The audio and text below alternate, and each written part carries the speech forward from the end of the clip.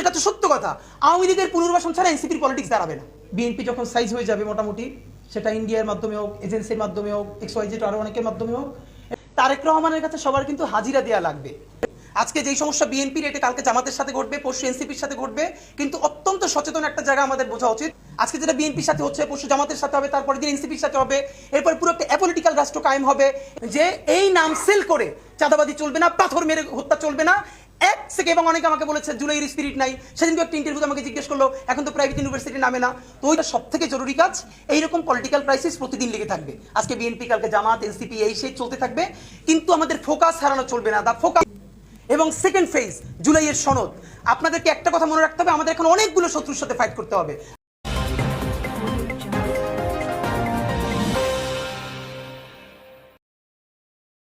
কিন্তু এটা তো সত্য কথা, আওয়ামী লীগের পুনর্বাসন ছাড়া এনসিপির পলিটিক্স দাঁড়াবে না। বিএনপি যখন সাইজ হয়ে যাবে মোটামুটি, সেটা ইন্ডিয়ার মাধ্যমে হোক, এজেন্সির মাধ্যমে হোক, XYZ আরো অনেকের মাধ্যমে হোক, এরপর এটা জামাতের উপরে আসবে।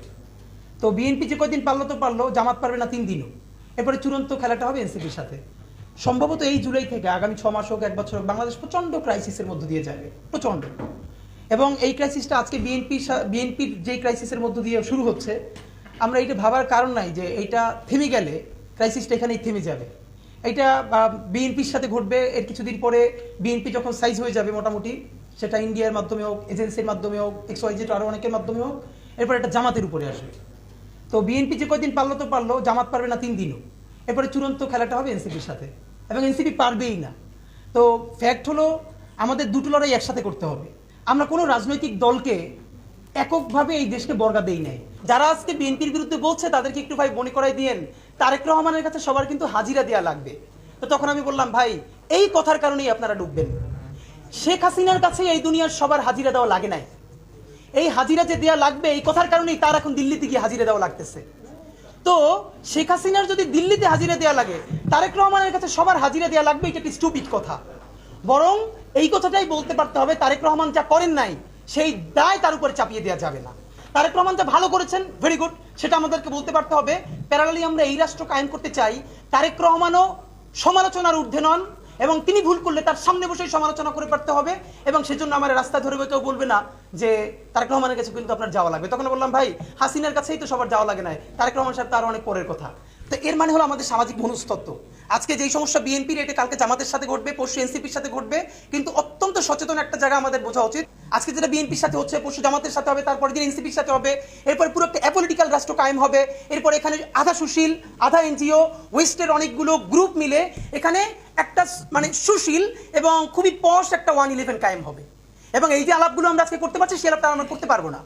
তো এই জন্য আমাদের যেটা ভীষণভাবে পলিটিক্যালি কারেক্ট থাকা দরকার, সেটা হলো বিএনপির সাথে আমাদের স্ট্যান্ড দুটো থাকা দরকার।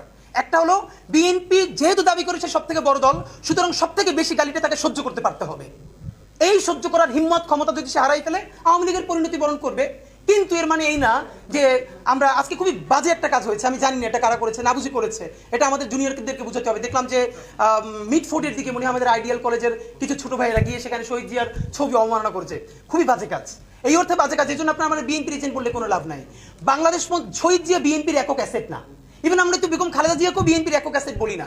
শহীদ জিয়া বাংলাদেশপন্থী রাজনীতির যে আইকনের জায়গা, সেটাকে যদি আপনি ধ্বংস হতে দেন, তাহলে বাংলাদেশপন্থী রাজনীতিতে দাঁড়াবে কিসের উপর?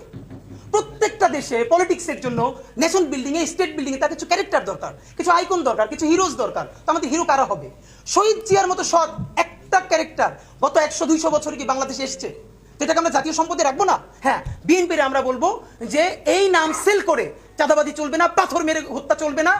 এক থেকে এবং অনেকে আমাকে বলেছে জুলাইয়ের স্পিরিট নাই, সেদিন একটা ইন্টারভিউতে আমাকে জিজ্ঞেস করলো এখন তো প্রাইভেট ইউনিভার্সিটি নামে না।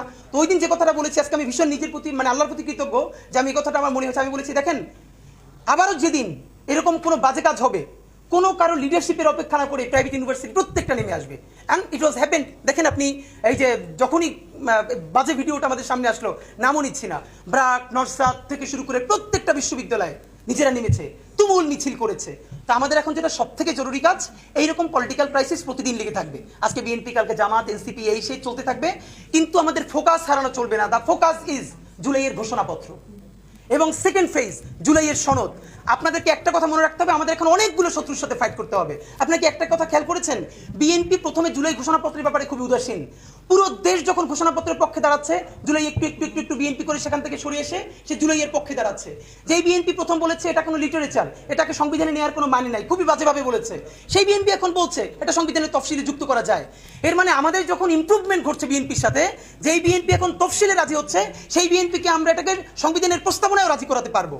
এবং যখনই বিএনপি এই জুলাইয়ের পক্ষে রাজনীতিটা একটু একটু অ্যাক্টিভ হচ্ছে, জনতার পক্ষে দাঁড়াচ্ছে, খুবই কমন ব্যাপার, ইন্ডিয়ান হেজিমনি তার বিরুদ্ধে দাঁড়াচ্ছে, এখানে ইন্ডিয়ান এস্টাবলিশমেন্ট তো সব আছে তার সাথে।